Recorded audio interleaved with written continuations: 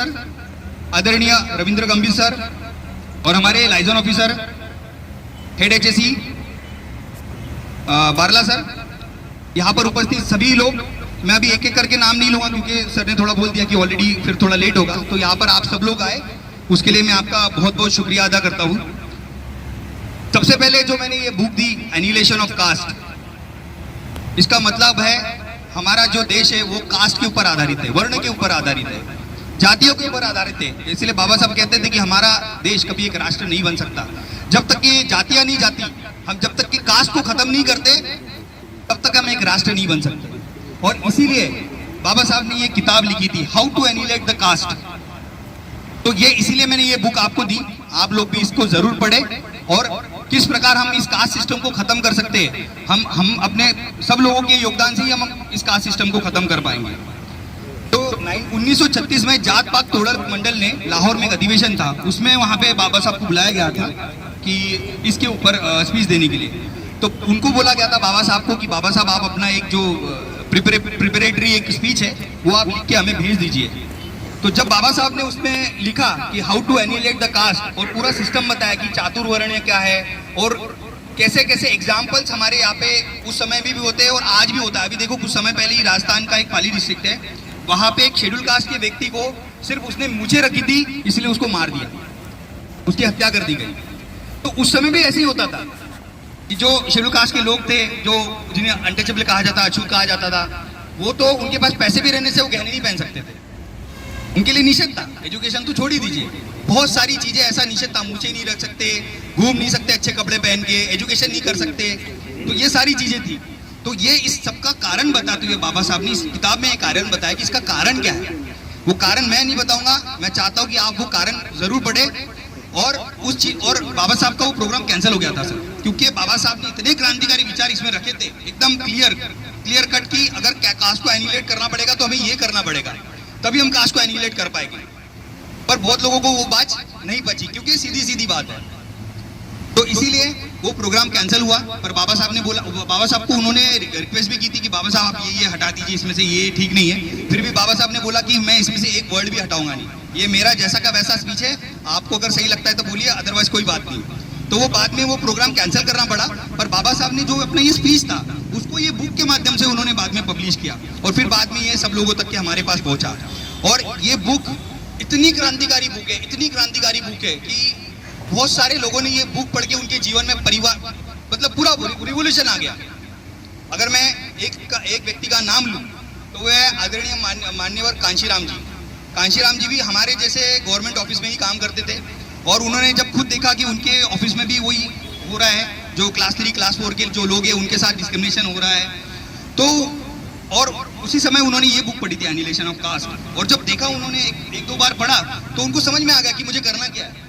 उन्होंने नौकरी से रेजिग्नेशन दे दिया और उनको पता चला कि जब तक के ये जो शोषित है, वंचित लोग हैं, जब तक ये पॉलिटिकल पावर में नहीं जाते तब तक कि इनकी कोई सुनने वाला नहीं है।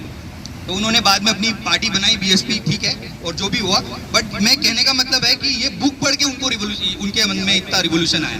तो ये बुक बहुत ही क्रांतिकारी बुक है, बहुत ही रिवोल्यूशनरी बुक है। इसलिए मैं आप सभी से रिक्वेस्ट करूंगा कि इस बुक को आप जरूर पढ़ना। और जहाँ तक के सर ने आपने बात की थी सेपरेट इलेक्टोरेट की, तो उसको भी बताना जरूरी है, बहुत इंपॉर्टेंट है, लोगों को बतानी है। दो कंफ्यूजन है हमारे यहाँ पे। पहला कंफ्यूजन की पहले बोला जाता है कि जो रिजर्वेशन है ना वो तो सिर्फ 10 साल के लिए था, तो अभी रिजर्वेशन क्यों चाहिए? तो रिजर्वेशन दो प्रकार के हैं, एक है एजुकेशनल इंस्टीट्यूशन में रिजर्वेशन और उसी में जो हमको नौकरियों में जो आरक्षण मिलता है वो रिजर्वेशन, और दूसरा है पॉलिटिकल रिजर्वेशन। जो पॉलिटिकल रिजर्वेशन है जिसमें विधानसभा और विधान परिषद में जो सांसद हमारे बनते हैं और एमएलए बनते हैं उसमें रिजर्वेशन है। तो उसका जो रिजर्वेशन था वो था 10 साल के लिए, वो था 10 साल के लिए। पर एजुकेशन और नौकरियों का जो हमारा जो रिजर्वेशन था वो उसका कोई काल विधि नहीं है, क्योंकि उसका जो रिजर्वेशन है वो तब तक है जब तक कि हमारा कास्ट सिस्टम है। अगर कास्ट सिस्टम बच जाएंगे तो रिजर्वेशन की जरूरत नहीं है। पर कास्ट सिस्टम है, caste is a notion, caste system होने के वजह से एक बायसनेस है, इसकी वजह से रिजर्वेशन की जरूरत है, अदरवाइज रिजर्वेशन की जरूरत नहीं है। और अगर रिजर्वेशन आप अगर देखोगे तो ये रिजर्वेशन आपको यूएसए में भी देखने के लिए मिलेगा, कनाडा में भी आपको देखने के लिए मिलेगा। वहाँ पे क्या कंस्ट्रक्टिव ऐसा कुछ वर्ड है, कंस्ट्रक्टिव उसको ये कहते हैं रिजर्वेशन। तो वहाँ पे भी, क्योंकि वहाँ पे काले गोरों का होता था सर, तो उनके साथ काले लोगों के साथ भी बहुत, ब्लैक्स के साथ भी बहुत भेदभाव होता था। अभी एक ब्लैक में किसी वहाँ पे पुलिस ने हत्या कर दी थी, मार के उनके सर पे पैर रख के, तो उसकी वो मर गया था। पर आप देखना वहाँ पे क्या हुआ, वहाँ पे क्या हुआ कि वहाँ के जितने भी सारे वाइट्स थे ना, वो सारे एकजुट हो गए और इतना बड़ा मोर्चा किया, इतना बड़ा प्रोटेस्ट किया कि उसमें ब्लैक्स कम्युनिटी के साथ में सारे के सारे वाइट कम्युनिटी भी थे। तो वहाँ पे दिखी हमको इक्वालिटी। पर आज भी जब हम अपने देश में देखते हैं सर, तो आपको रोज ऐसी घटनाएं दिखने के लिए मिलेंगी। एक आईआईटी खड़गपुर या कानपुर की घटना है। वहाँ पे ऑनलाइन क्लास में लेक्चर लेते लेते प्रोफेसर ने एससी को तुम एट्रोसिटी वाली लैंग्वेज यूज करके कुछ उल्टा पुल्टा बोल दिया। अभी केस चल रहा है उनके ऊपर। तो ये जो कास्ट का जो माइंडसेट बना हुआ हमारे माइंड में, ये जब तक ये नहीं हटेगा तब तक कि हम कभी भी एक समतामूलक समाज की स्थापना नहीं कर सकते। तो ये था सेपरेट इलेक्टोरेट में दूसरी बात थी कि जो पॉलिटिकल चीज है रिजर्वेशन, और पॉलिटिकल रिजर्वेशन नहीं खत्म किया जाता। हमने तो पॉलिटिकल रिजर्वेशन की कभी किसी ने बात भी नहीं की, पर संसद में सर हर साल बिना बोले वो रिजर्वेशन अपने आप बढ़ता है, क्योंकि उसमें पॉलिटिकल बहुत सारी चीजें गेन है, इसीलिए उसको नहीं खत्म किया जाता। पर हमेशा एजुकेशन और रिजर्वेशन इन जो ये है जॉब, उसके ऊपर बात की जाती है। पर जो पॉलिटिकल रिजर्वेशन है उसके ऊपर तो कोई बात ही नहीं करते, वो अपने आप ही 10 साल बढ़ा देते हैं। वो तो कब का खत्म हो जाना चाहिए, हम रिक्वायरमेंट भी नहीं उसकी, बट फिर उसको ये।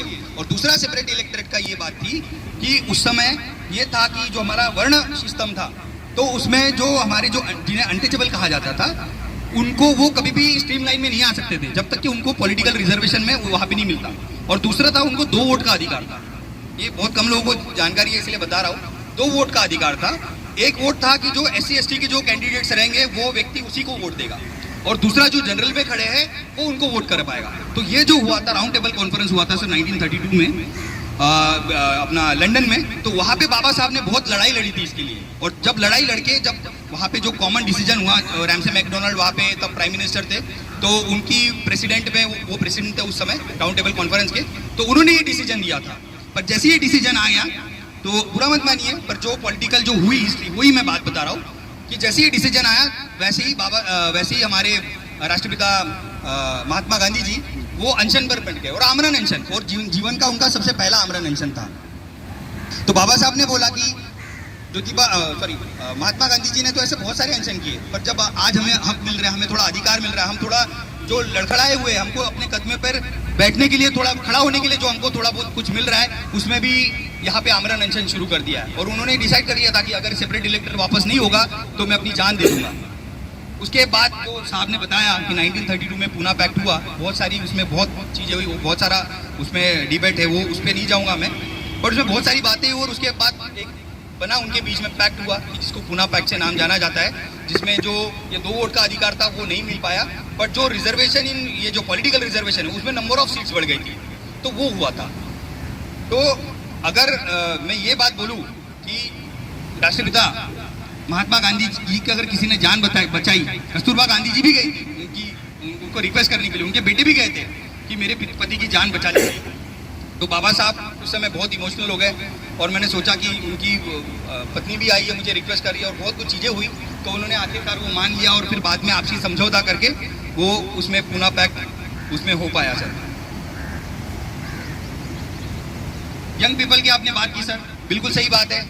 मैं ये कहता हूँ तो लोगों को बुरा लगता है, पर बात क्या है ना, बुरा लगने से अच्छा उसके ऊपर हमको जरूर सोचना चाहिए कि हम क्यों नहीं आ रहे। ग्रेचुइटी तो सबको पता है कि हमको रिटायरमेंट के बाद या जो भी है आफ्टर रेजिग्नेशन ग्रेचुइटी मिलती है, तो वही तो ग्रेचुइटी इनको देना है, वही तो ग्रेटिट्यूड है, जिससे ग्रेचुइटी बोलते हम, है ना। ग्रेचुइटी तो अधिकार से मांगते कि हमें ग्रेचुइटी चाहिए, वो नहीं मिली तो उसके लिए सब कुछ लड़ जाएंगे।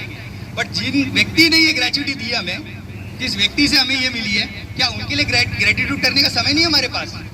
और आज तो जीएच भी है, क्या कारण है? सब कुछ तो है, पर कितना समय है? बाकी कितनी सारी हम चीजें समय बर्बाद करते रहते हैं साहब। पर इतने महान व्यक्ति जिसने, देखो, इंसानों को तो गुलाम पैदा करने वाले बहुत पैदा हुए, इंसानों को गुलाम करने वाले बहुत पैदा हुए,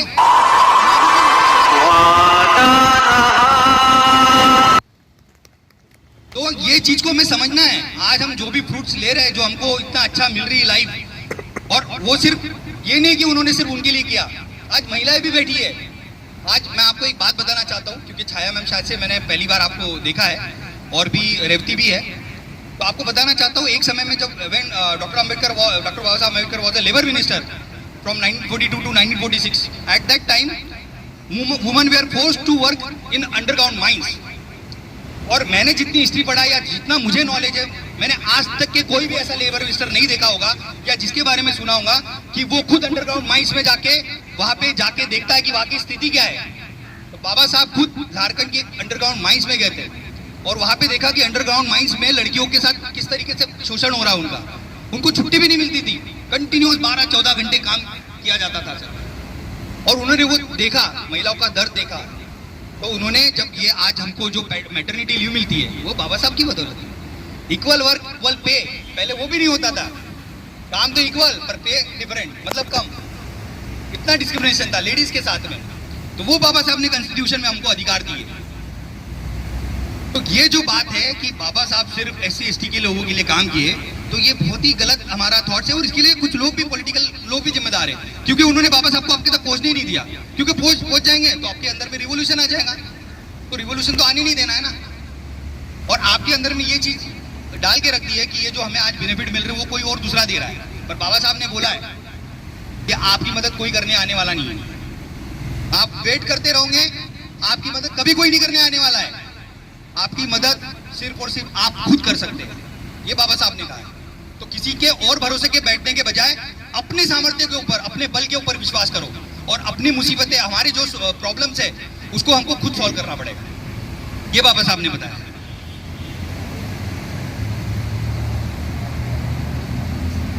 आज आप देखते हैं किसान आंदोलन की मैं बात करना चाहूंगा। किसान आंदोलन में आप देखोगे कि हर जगह बाबा साहब की बहुत सारी प्रतिमाएं लगी थी, फोटो हर बार वो लेके चलते थे। तो वो इसीलिए नहीं, आप अगर हिस्ट्री देखेंगे 1936 में महाराष्ट्र में एक बहुत बड़ा किसान आंदोलन हुआ था।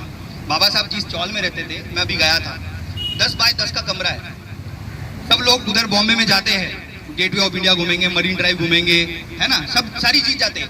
पर बाबा साहब का जो पूरा जीवन वहां से बॉम्बे से हुआ है, बाबा साहब का जो घर बना है राजगृह, वो वहां पे बाबा साहब एक चौल में रहते थे।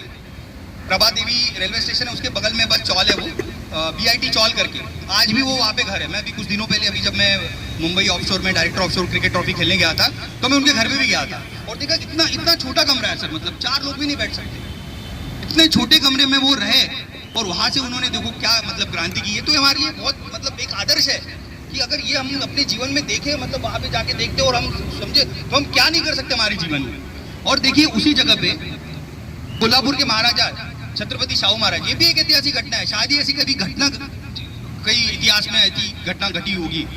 तो एक कोल्हापुर के महाराजा छत्रपति शाहू महाराज, जब उनको पता चलता है कि जो शोषित है, वंचित है, पीड़ित है, वो जो लोग पीछे छूट गए, उसके लिए कोई आवाज उठाने वाला नहीं है, और बाबा साहब एक पत्रिका निकाल रहे हैं, समाचार निकाल रहे हैं, जिसका नाम है मूक नायक।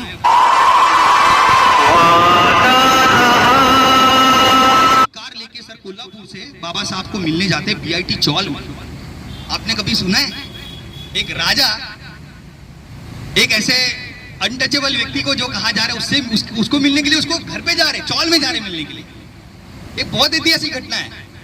आपने राजाओं को, लोगों को गुलाम बनाते हुए देखा होगा, पर ऐसी घटना किसी कभी नहीं देखी। और जब वो वहां पे जाते हैं तो बाबा साहब कहते हैं उन्हें कि अरे महाराज जी आप क्यों आए? हम तो प्रजा, आपने अगर बोल दिया रहता मैं खुद आ गया था, अपने आपके सामने हाजिर हो गया रहता। पर उसमें छत्रपति शाहू महाराज पता है क्या आंसर देते?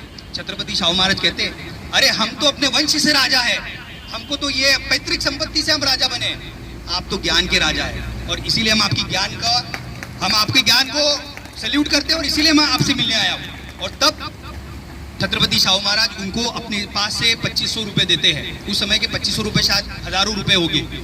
2500 रुपए उनको देते हैं और कहते हैं कि भीमराव लीजिए ये चेक रखिए, और इससे आप जो मूक नायक जो पत्रकार शुरुआत कर रहे हैं उसकी आप शुरुआत कीजिए। बाबा साहब लेते हैं वो चेक 2500 रुपए, और उनकी पत्नी बगल में बड़ी खड़ी रहती है, बहुत गरीब परिस्थिति, खाने के लिए घर, मतलब बच्चे हैं, मतलब बहुत ही, मतलब उनकी जो इकोनॉमिकल कंडीशन थी बहुत ही पुअर। वो रमा को कहते रमा देखो मुझे शाहू महाराज ने मुझे 2500 रुपए दिए, पर मैं एक रुपया भी तुमको इसमें से नहीं दे सकता। ये मुझे उन्होंने मेरे समाज के लिए दिया हुआ है, जो शोषित है, वंचित है, पीड़ित है, उनके लिए दिया हुआ है।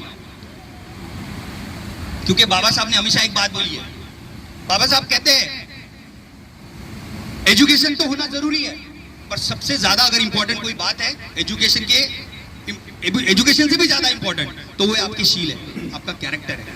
क्यों? क्योंकि एजुकेशन तो सब जगह पे ही है। तो अगर एजुकेशन से ही होता तो हमारे देश में आज जितने भी वर्ल्ड में आप देखोगे तो करप्शन होता है क्या? नहीं होता ना, करप्शन नहीं होता। तो इसीलिए education is not important, merely your education is not important, with your education your character is also very very important. तो बाबा साहब चाहते तो कुछ कर सकते थे, पर नहीं, उन्होंने एक रुपया भी उसमें से नहीं, ये पूरा का पूरा मेरे समाज के लिए है। तो ये हमें थॉट प्रोसेस उनसे सीखनी चाहिए। और दूसरी जो बात है, जो मैं किसानों की बात कर रहा था, तो किसानों की उन्होंने लगभग ये वाला जो किसान आंदोलन था सर, वो तो लगभग सिर्फ 1 ही साल चला। 1936 में जो बाबा वहाँ पे महाराष्ट्र में जो किसान आंदोलन चला था, वो लगभग 7 साल चला था। रोज चरने के लिए जाते हैं, बच्चे भी जनते हैं, उनको दूध भी पिलाते हैं, खाना भी खाते हैं, कहीं ना कहीं सर के रात को सोते हैं और एक दिन मर जाते हैं। अगर इंसान भी इसी तरीके से जी रहा है तो आप सोच लीजिए उनके और हमारे बीच में क्या डिफरेंस है। बाबा साहब कहते हैं अगर इंसान हो ना तो इंसान की जैसे जीना सीखो। अपने लिए तो हर कोई जीता है, अपने लिए हर कोई जीता है, पर इंसान वही होता है जो अपने साथ साथ दूसरों के लिए भी जीता है। जो शोषित है, जो वंचित है, जो पीड़ित है, उनके लिए जो काम करता है, उनके लिए अपना जीवन समर्पित करता है, असली इंसान वही होता है। तो थैंक यू सो मच। और सर एक मेरी पर्सनल एक बात है, एक खुशखबरी मैं आपको देना चाहता हूँ इस मंच से। आज 14 अप्रैल है सर, और पता नहीं मेरे जीवन में मतलब क्या चीज़ है, मैंने कुछ किया या जो भी है, बट एनीवे सर मेरे घर में आज लड़की हुई है सर मुझे। तो थैंक यू सर, एक बहुत अच्छा दिन है बाबा साहब का। और आज ही के दिन मुझे मेरा पहला तो बेटा है, और आज ही के दिन अभी थोड़ी देर पहले ही सर मैं हॉस्पिटल में था, तो मुझे बेटी हुई है। Thank you so much. Beti Bachao Beti बढ़ाओ। जय भीम।